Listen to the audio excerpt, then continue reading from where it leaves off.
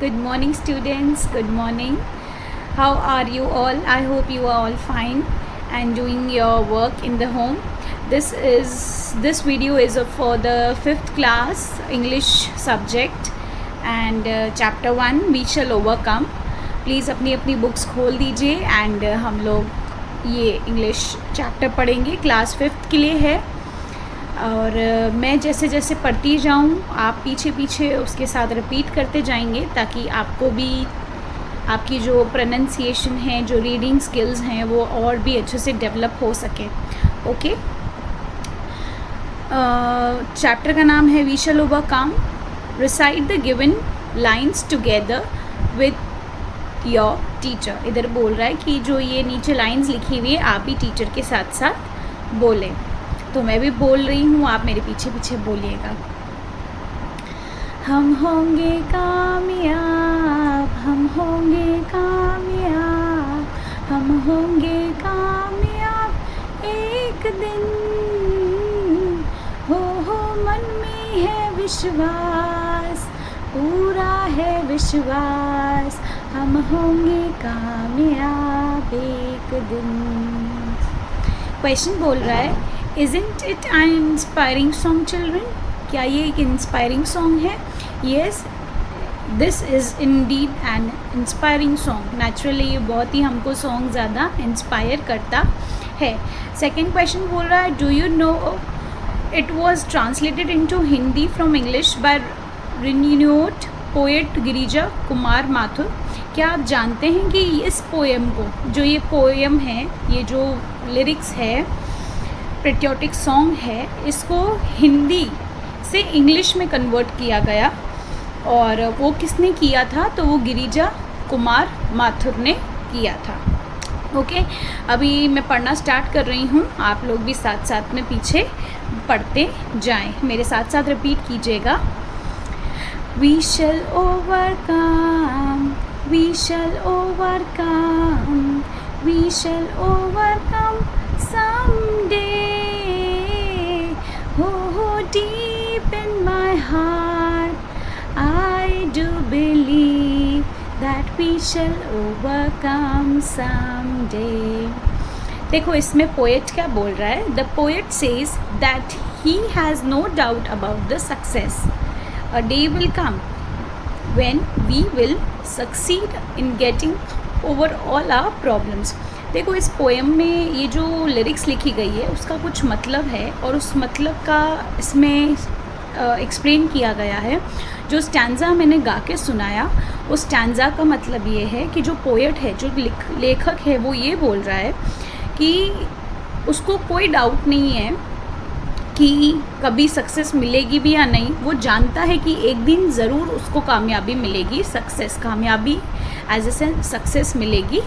और वो ये बात जानता है कि एक दिन सारी प्रॉब्लम्स ख़त्म हो जाएगी और सब प्रॉब्लम्स के बाद आखिरकार उसको सक्सेस हासिल हो जाएगी. आई होप आपको क्लियर हो गया होगा. सेकंड स्टैंज़ा है we will walk hand in hand, we will walk hand in hand, we will walk hand in hand someday. Oh, deep in my heart, I do believe we will walk hand in hand someday. इसमें जो स्टैंज़ा है उसमें poet ये समझाने की कोशिश कर रहा है.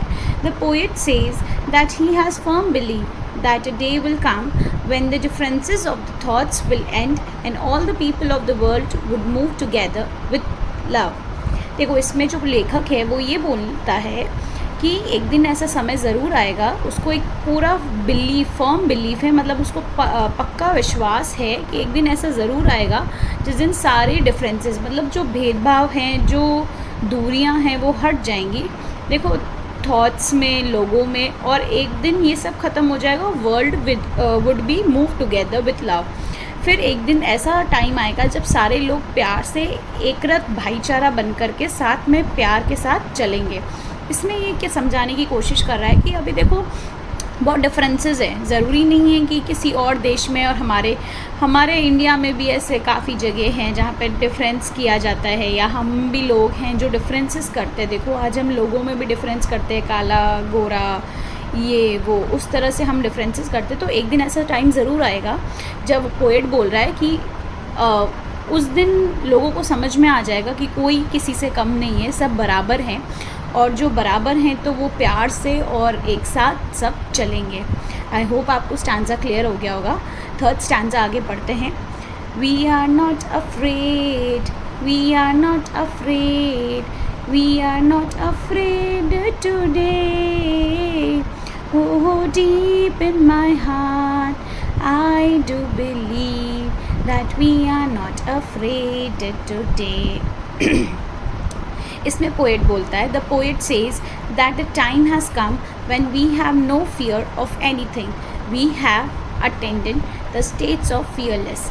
देखो इसमें पोएट ये बोलना चाहता है, स्टैंजा से वो ये समझाना चाहता है कि अब एक टाइम आ चुका है जब हमें किसी से डरने की ज़रूरत नहीं है। जैसे कि आप सब जने जानते हैं कि देश मतलब फ्रीडम आ चुकी है, आज़ाद हो चुका है, तो अब हमें किसी से डरने की ज़रूरत नहीं है और हम अपने डर पे काबू पा चुके हैं। तो हमें एक साथ सच्चाई के साथ चलना है और बिना डरे चलना है। ठीक है, अब फोर्थ स्टैंजा में पढ़ रही हूँ। The truth shall make us free, the truth shall make us free, the truth shall make us free someday.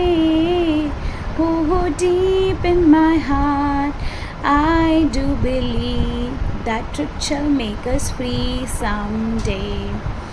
देखो इसमें पोएट क्या बोलना चाहता है। The poet says that a day will come when all the people would know what is truth, and this truth would make us free from all the illusions. देखो इसमें कवि ये किस बताना चाहता है, इस स्टैंजा का मतलब ये है कि एक दिन ऐसा ज़रूर आएगा जब लोगों को सच्चाई पता चलेगी। सच्चाई क्या, जो हकीकत है, जो रियलिटी है वो पता चलेगी, और लोग जो ये फालतू के इल्यूजन्स मतलब जो फालतू की चीज़ें लोग सोचते हैं आगे ऐसा होगा, हमें ऐसा करना चाहिए, वैसा करना चाहिए, उन्हें जब पता चलेगा कि सच्चाई आखिर क्या है, जब वो जान जाएंगे तो वो इन चीज़ों से, जो इमेजिनरी इल्यूजन्स मतलब जो फालतू के सपने या गलत चीज़ें सोचते हैं या डिफरेंसेस क्रिएट करते हैं, तो वो बंद कर देंगे। आज लोगों को रियलिटी पता चल जाएगी कि सब लोग, सारे इंसान एक ही है। देखो गोला तो एक ही है ना, एक ही अर्थ है, उसी में सब जने रहते हैं, उसी में सारा काम होता है, उसी में लोग चाहे किसी भी देश में रहे, किसी भी शहर में रहे, किसी भी कंट्री में रहे, किधर भी रहे, पर लोग इंसान तो इंसान ही है। तो वो उनको पता चलेगा ना हम सब एक ही कॉमन कैटेगरी के हैं, तो फिर लोग जो गलत काम करते हैं वो करना बंद हो जाएंगे, और उस दिन वो अपने आप से वो गलत चीज़ों से फ्री हो जाएंगे, और कहने का मतलब है कि उनको सच्चाई पता चल जाएगी, ऐसा। ठीक है, अभी नेक्स्ट है, फिफ्थ स्टैंजा पढ़ते हैं। फिफ्थ स्टैंजा है, We shall live in peace, we shall live in peace, we shall live in peace someday. Oh, deep in my heart, I do believe that we shall live in peace someday. इसमें poet क्या बोलना चाहता है? Poet ये कहना चाहता है, The poet says that he has firm belief that a day will come when all the conflicts among the people of the world will end and all of the world will enjoy peacefully state. देखो इसमें poet कभी ये समझाना चाहता है कि एक दिन उसको पूरा विश्वास है कि एक दिन ऐसा ज़रूर आएगा जिस दिन सब आपस में जो भेदभाव है, मतभेद हैं, जो मतभेद से लोग चलते हैं, वो सब ठीक हो जाएगा। एक दिन ऐसा आएगा कि जब सबको सब समझ में आ जाएगी, और पीपल क्या फिर इंजॉय के साथ रहने भी लगेंगे और पीसफुल रहने रखेंगे, शांति बनाए रखेंगे अपनी जिस भी जगह में वो रहते हैं, जिस भी कोई भी कंट्री, कोई भी जगह, वहाँ पे वो शांति से रहने लगेंगे। क्योंकि अगर आपका मन शांत है तो आप जहाँ हो वो भी शांति है।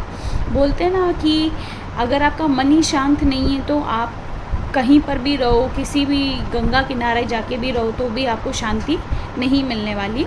तो इसका कहने का यही मतलब है कि एक दिन ऐसा आएगा जब सबको पीस मिल जाएगा, सबको अंदर की शांति मिल जाएगी, और जैसे ही जिस दिन अंदर की शांति मिल गई तो उस दिन बाहर की तो ऑटोमेटिक शांति शांति ही है। आई होप आपको 5th स्टैंजा क्लियर हो गया होगा।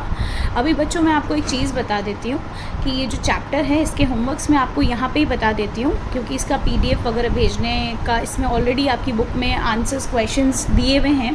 तो आप लोग इसमें सबसे पहला आपका काम तो ये रहेगा कि इसमें वर्ड मीनिंग्स दी हुई है, हर स्टैंजा के ऊपर वर्ड मीनिंग्स दी हुई हैं। आपको हर वर्ड मीनिंग्स अपनी नोटबुक में लिखनी है, एक साथ ही सारा लिखेंगे।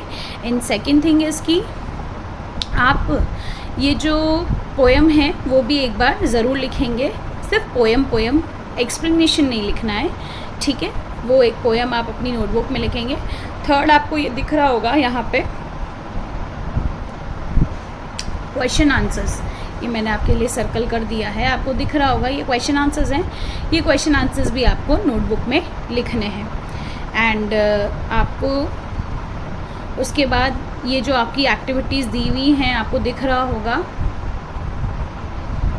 ये वाली एक्टिविटी, ये जितनी भी हैं सारी एक्टिविटीज़ आपको नोटबुक में करनी है, और आपको इनके आंसर्स इनके नीचे साथ में दिए हुए हैं।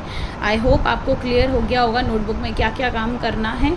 देखो ये नोटबुक में इम्पॉर्टेंट नहीं है, पर ये वाला जो पेज है, दिस पेज, ये वाला पेज आपको नोटबुक में करना है। पूरा का पूरा जितना आपको ये दिख रहा है ये आपको नोटबुक में करना है प्रॉपर तरीके से। और इस पेज को करने की ज़रूरत नहीं है, ये वाला जो पेज है ये कोई काम का नहीं है, इसको आपको छेड़ने की ज़रूरत नहीं है। थैंक यू बच्चों, आई होप आपको चैप्टर क्लियर हो गया होगा और आपको समझ में आया होगा कि इसमें आखिर जो कवि है उसने क्या समझाने की कोशिश की है। ये देखो एक देशभक्ति सॉन्ग है और देश के लिए लिखा गया है। तो जब देश के लिए लिखा गया है तो देश के बारे में ही, हम जो देश में रहते हैं हमारे लिए ही लिखा गया है कि जो हम भेदभाव करते हैं, जो हम अपनी मनमानी से चलते हैं, जो हम मतलब रिस्पेक्ट नहीं करते। देखो आज एक मनुष्य की कदर नहीं करता है, एक रिस्पेक्ट नहीं करता है। सब जने हर घर में बच्चे हैं, जवान हैं, बूढ़े हैं, जैसे भी हैं, पर हम लोग खुद ही रिस्पेक्ट नहीं करते हैं और हम दूसरों से एक्सपेक्ट करते हैं कि दूसरे हमारी रिस्पेक्ट करें। आपको एक चीज़ मैं समझा दूं कि अगर हमें रिस्पेक्ट चाहिए बच्चों तो हमें पहले रिस्पेक्ट देनी पड़ेगी। आप इस बात को गांठ बांध लो कि अगर जैसे आप भी हो, आपको लगता है कि नहीं मम्मी पापा हमसे भी रिस्पेक्ट में चले, कभी होता है ना कि हम कभी अपने दोस्त या किसी से भी हम उस तरह से चलते हैं तो हम सोचते हैं कि यार ये सामने वाला तो हमसे ऐसे बात करता है। तो सामने वाला ऐसे बात नहीं करता है, पहले आपको भी अच्छे से बात करनी पड़ेगी। ये बात आप सबको समझनी पड़ेगी कि जो भी आप चाहते हो वो आपको धरती पे वापस देना पड़ेगा, फिर आप लेने की उम्मीद रखो।